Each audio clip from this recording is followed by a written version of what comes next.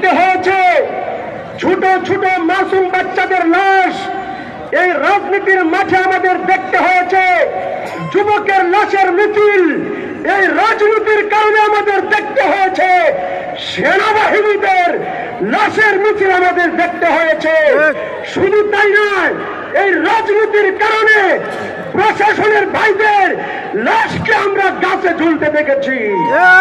এই রাজনীতির কারণে আমাদের মা বোনদের ইজ্জতের মধ্যে আমরা লাঠি দিতে দেখেছি। এই রাজনীতির প্রেক্ষাপট চলতে চলতে 24-এ আমাদের ছাত্র জনতা শাহাদত বরণ করেছে। ভাইয়েরা আমার, এই রাজনৈতিক আমাদেরকে উপহার দিয়েছে মিথ্যা প্রপাগান্ডা। বাংলাদেশ জামাত ইসলামের একজন বর্ষিয়ান নেতা সংগ্রামে আমির, যে মানুষটা দেখলে মায়া লাগে, ওই মানুষটাকে মানুষের সামনে মিথ্যাবাদী বানানো হয়েছে। ভাইয়েরা আমার, সেই মিথ্যার রাজনীতিকে